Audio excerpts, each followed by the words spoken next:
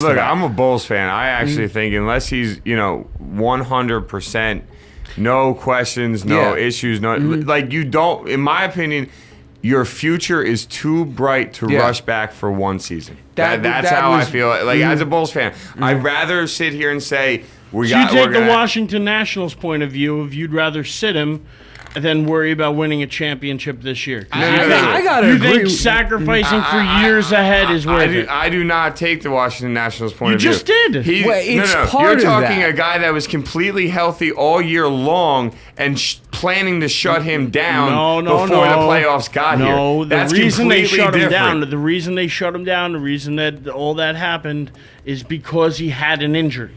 And people were worried that he would get re-injured. It's the same with Derrick Rose. If he comes back and he can come back at 85%, but you're like, whoa, I don't want him to come back at 85%. Well, wait. Because I want to make sure that he's 100% for the seasons in the future. You can't worry about next year. Eric, if I may, I see the point you're making, and I definitely get where you're coming from on that.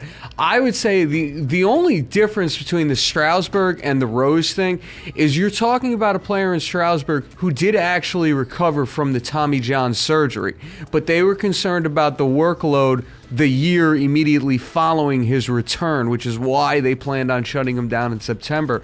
With Rose, it's a question of he's still in his rehab.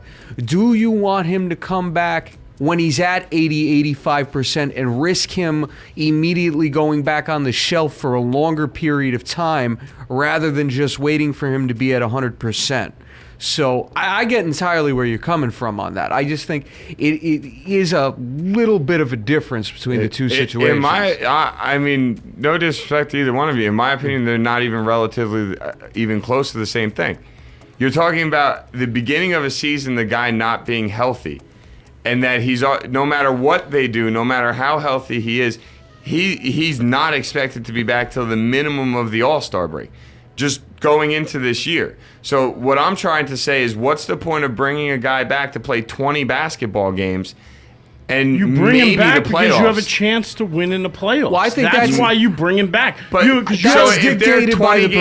they're 20 games under 500 and not making the playoffs, so you're going to bring them back? 20 games under 500. Let's be realistic here. Nothing's certain in the NBA. Nothing's certain in sports here. I mean, listen. Nothing is certain as far as championships. There are certain things in sports. You know, Oklahoma City is in the playoffs. You know, the Lakers are in the playoffs. You know, the Bulls are in the playoffs, especially in a weak Eastern Conference. Listen, I agree with some of that, but the fact is, Derrick Rose is still the driving force behind Chicago. They still got a couple of decent guys, but none of them. You saw down the stretch. That's why they needed to play well enough to be a mid team, a 5, 6, 7 seed team until Rose can get back, and when he gets back, they're going to end up the 4 or 5 seed, the 4, maybe even get up to the 3 seed by the time the playoffs come around, and have a legitimate shot at winning. You bring Rose back to try and win a championship. That's why you bring him back. You don't sit him on the bench and go, oh, well, we'll wait till next year and try and make a run at it. Well, listen, here's the deal. More than likely, they will wind up treading water until Derrick Rose back, but there's always a possibility that they do wind up getting slow out of the gate,